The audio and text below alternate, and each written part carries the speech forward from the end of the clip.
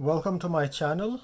Today we are going to be looking at a Seiko from the early 70s. This is a very rare Seiko for a very specific reason.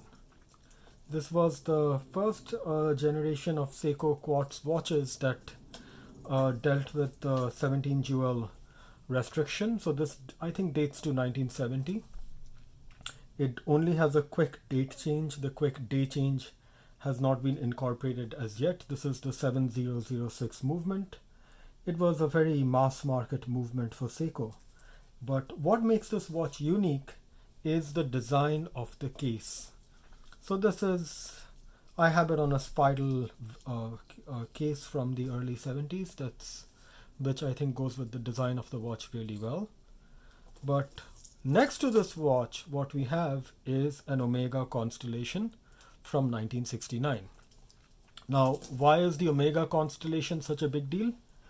Well, I mean, Constellation is one of the standards of automatic watches, especially the chronometer model that this is.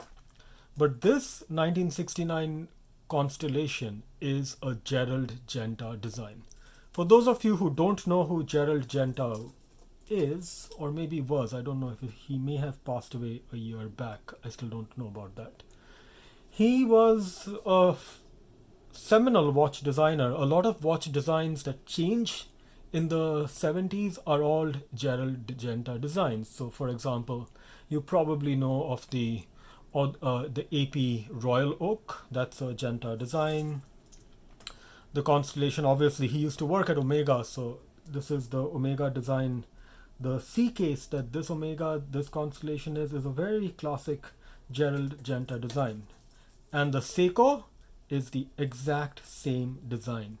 So it's interesting how the Seiko actually is responding to the design language that's set by Omega.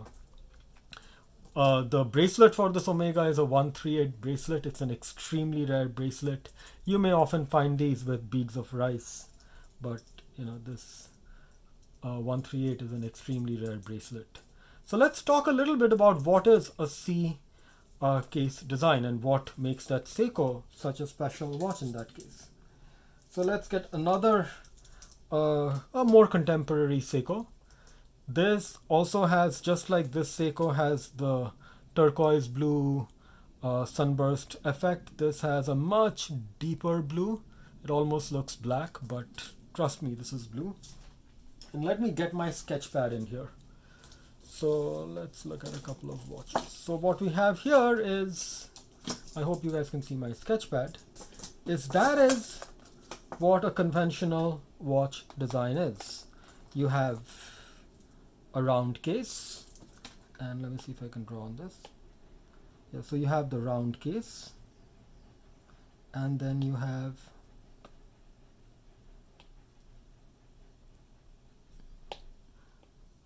so that's your round case, and then you have these two lugs that stick out, the lugs that stick out.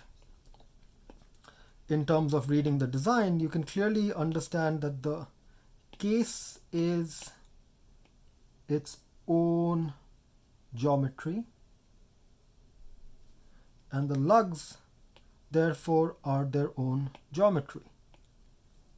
And there is the rounded edge of this that has always defined these watches, because these watches highlight that rounded edge, as you can see on this. There is that clear rounded edge, which means if you have this on a leather band, you will be able to see a gap here. So if you had a leather band here, you would be seeing this gap out here. Now the C case, so let's look at the C case here. Let's put it out here. Does it slightly differently. What the C case does is it creates this almost oblong shape of the dial, which is the difference from, say, if I were to draw the earlier dial, you have these lugs that basically ride off the dial. But on the C case, the dial becomes this one continuous piece with the case with the dial coming off it. And what Gerald Genta did very successfully, I may add, is need to change the pencil, it's too small.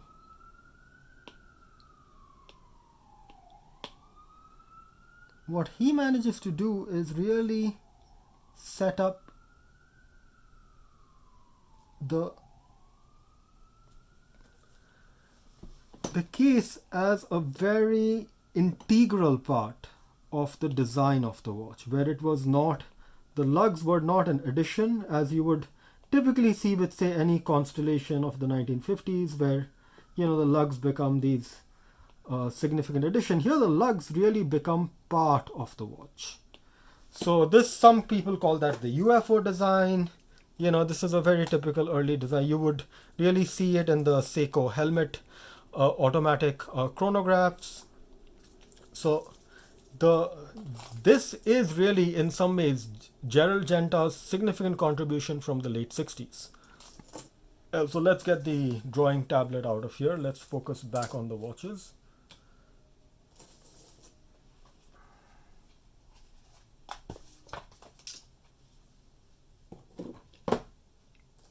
So the Seiko, as you see, is in the same design vein that the Omega Constellation was. Now let's look at what are the features of this Seiko. As I said, it has that turquoise dial with that sunburst, beautiful sunburst feature. It almost looks greenish in certain angles and looks just jet black on the other angles. Like any Seiko, it has a loom on the hands and the hour markers, whereas the later Seikos would have straight hands for the minute, for the hour and the minute. This actually has, I wouldn't quite call them Dauphine, but they are tapered as they go towards the index markers.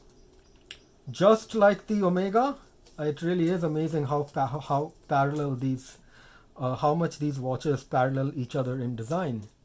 So just like the Omega, the hour marker, the minute markers go right to the end of the index. The hour markers stop at the beginning of the hour markers, and the second hand goes almost to the end. I would say the Seiko actually does it a little better than the Omega. The build quality of the watch is exceptional. The Seiko really had figured out something in the late 60s and early 70s with their watches, where the quality of the movement, it just runs, and it runs so accurately.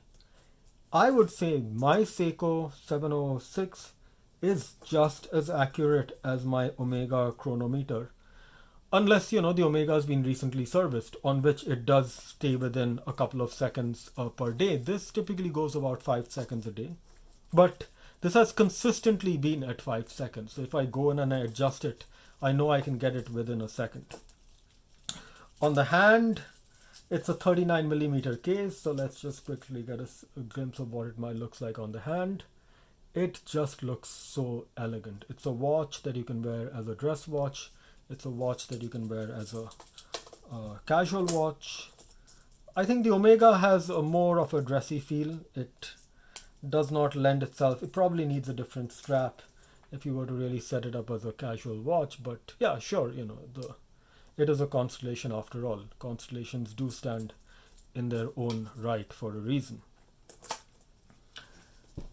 This shape would later on change as Seiko would experiment with more angular shapes, and the shape really becomes a reference of design of the late 60s, and by 1972 1973 design moves on.